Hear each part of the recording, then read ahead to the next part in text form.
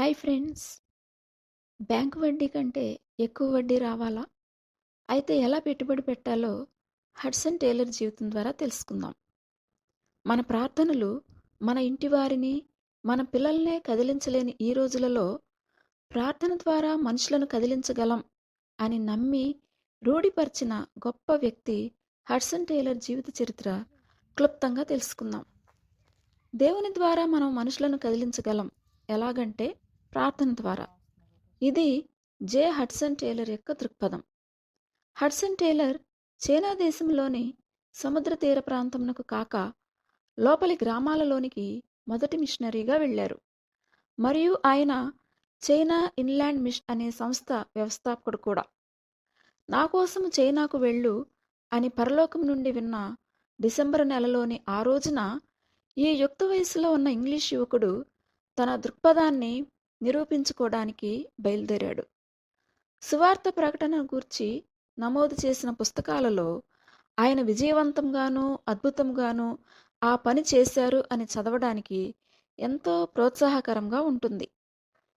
దేవుని పిలుపునందుకున్న తర్వాత టేలర్ మొదటగా తన సౌకర్యవంతమైన తల్లిదండ్రులతో ఉన్న గృహం నుండి తన ఇద్దరు సోదరీల నుండి అందమైన ప్రదేశమైన యార్క్షైర్లోని బాన్స్లే నుండి మురికివాడల వద్దకు, పేదరికముతో కొట్టమిట్టాడుతున్న ప్రదేశములకు, హీనమైన ప్రదేశములకు వెళ్లారు.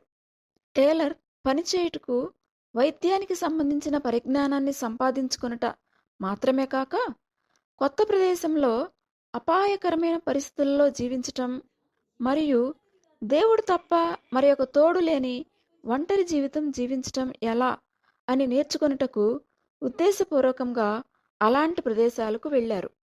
ఒక వ్యక్తి తన చివరి సెంటుతో దేవుని యందు నమ్మిక ఉంచవచ్చు అనే విషయాన్ని ఆయన మురికివాడలలోనే నేర్చుకున్నారు. ఆయన ఒక అర్ధరాత్రి బాగా అస్వస్థతకు గురై విపరీతమైన ఆకలితో అలమటించుచున్న పిల్లలను కలిగి ఉన్న స్త్రీ కొరకు ప్రార్థించటానికి మరియు ఆమెను చూడడానికి పిలువబడ్డారు. ఆయన ప్రార్థించడానికి ప్రయత్నిస్తున్నారు కానీ ఆయన మాటలు తడబడుతూ ఆయన నోటిని అడ్డగిస్తున్నాయి. ఎందుకంటే ఆయన వద్ద ఒక వెండి నాణెము ఉంది. అది ఆయన ప్రార్థనకు జవాబు అవ్వవచ్చు మరియు వాళ్లను కొంతవరకు వారి బాధలలో నుండి బయటకు తీసుకురావచ్చు. వేషధారి అని తన మనసు తనని గద్దిస్తుంది. పరలోకముందున తండ్రి ఎంతో దయగలవాడు, ప్రేమగలవాడు అని ప్రజలకు చెప్పుచున్నావు కానీ నీవు నీ యొక్క డబ్బుతో ఆయన మీద నమ్మకం ఉంచటానికి సిద్ధంగా లేవు అని తన మనస్సు గద్దిస్తా ఉంది. అటువంటి గద్దింపునకు వెంటనే లోబడి ఆయన తన వద్ద ఉన్న చివరి నాణ్యాన్ని వారికి ఇచ్చివేశాడు. తనకు పేదరికానికి మధ్య ఒకే ఒక్క గిన్నెడు గంజి మాత్రమే ఉంది. తన చివరి గిన్నెడు గంజి త్రాగుతూ ఉండగా దేవుని వాక్యంలోని ఒక వచనం గుర్తుకు వచ్చింది. బీదలకు ఇచ్చువాడు యెహోవాకు అప్పు ఇచ్చువాడు. మరుసటి రోజు ఆయనకు ఒక పార్సిల్ అందింది. అందులో ఒక బంగారు నాణెము ఉంది. అది వెండి నాణ్యానికి 10 రెట్లు ఉంటుంది. టేలర్ విజయోత్సాహంతో బిగ్గరగా, అది గొప్ప వడ్డీ, ఆహా ఆహా, దేవుని బ్యాంకులో పెట్టుబడి పెట్టాను, 12 గంటలలోనే అది ఇంత ఇచ్చింది, అదే నా బ్యాంక్ అని అరిచాడు. అలా తన 19 సంవత్సరముల వయసులోనే టేలర్ జీవితంలోని అన్ని పరిస్థితులలో దేవునికి విధేయత చూపడం, దేవుని నమ్మటం నేర్చుకున్నారు. అనేకమైన పాఠాలు నేర్చుకునవలసినవి ఉన్నప్పటికీ మొదటగా ఒక వ్యక్తి దేవుణ్ణి ఆయన వాక్యాన్ని బట్టి పొందుకోవచ్చు అనే పాఠాన్ని నేర్చుకున్నారు. 3 సంవత్సరముల ముందుగానే ఆయన క్రీస్తుని స్వీకరించి ఆయనను తన రక్షకునిగా విశ్వసించాడు.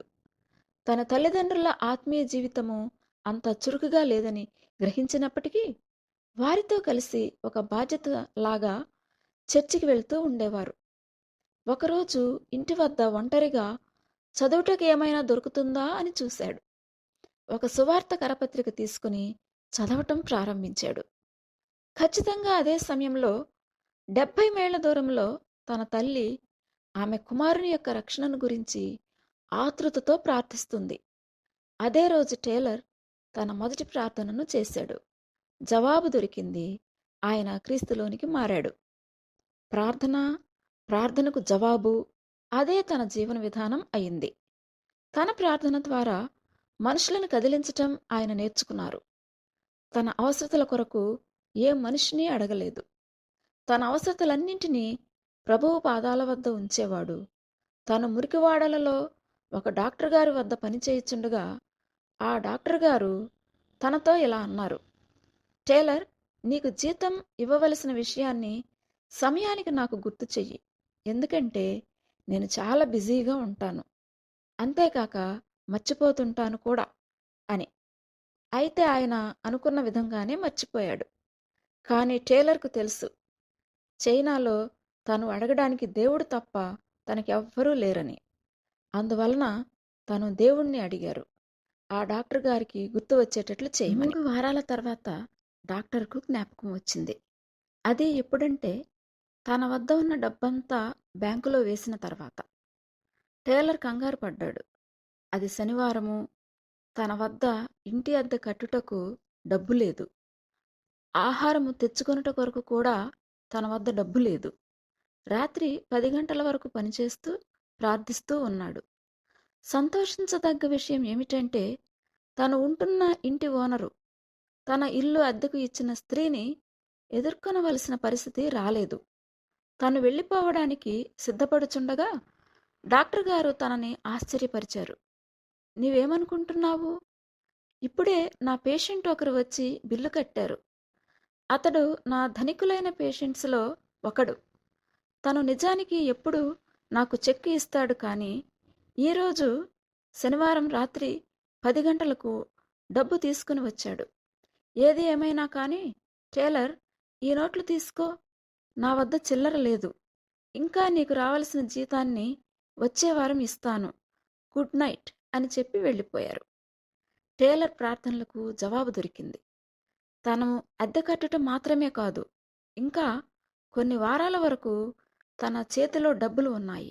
అంతేకాక అన్నింటినీ మించి దేవుడు ప్రార్థన విని మనుషులను కదిలిస్తాడు అనే విషయాన్ని మరొకసారి ధృవీకరించుకున్నాడు. ఇక నేను చైనా వెళ్ళగలను అనుకున్నారు. అది చేశాడు. చైనాకు వెళ్ళడానికి పట్టిన 5 నెలల 15 రోజులలో సముద్రంలో తుఫానులు, వాటి నుండి అద్భుతమైన విడుదల కలగడం చూశాడు. అక్కడ యుద్ధం జరుగుతుంది. తను చేరిన షాంఘై అనే నగరము తిరుగుబాటుదారుల చేతిలోనికి వెళ్ళిపోయింది. మంటలు, కరువు, భయంకరమైన పరిస్థితులను తన మోకాళ్ల మీద ఉండి ఎదుర్కొన్న ఈ యువకుడైన మిషనరీని దేవుడు విడిపించాడు. తన 22 సంవత్సరంల 8 నెలల వయసులో క్రొత్తగా వచ్చే మిషనరీలకు, అంటే పార్కర్ కుటుంబమునకు, వారి అవసరతలను తీర్చడంలో ఒక మిషనరీగా బాధ్యత వహించాడు. టేలర్ కొన్ని పట్టణాలలో పరిచర్య చేసి పెండ్లి చేసుకుని అక్కడ క్రైస్తవులుగా మారిన చైనీయులలో ఎన్నో అద్భుతాలు చూశాడు. కానీ 1865 సంవత్సరం జూన్ నెల 25వ తేదీన కొన్ని లక్షల మంది చైనీయులకు సువార్త అందించటానికి పర్వతంల పశ్చిమ భాగానికి, దక్షిణ భాగానికి, ఉత్తర భాగానికి, అలా చైనా తీర ప్రాంతం మాత్రమే కాక మధ్య భాగానికి వెళ్ళాడు. ఇంగ్లాండ్లోని బ్రైటన్ అనే ప్రదేశంలో చైనా ఇన్లాండ్ మిషన్ పేరుతో ఒక బ్యాంకు ఖాతా తెరిచాడు.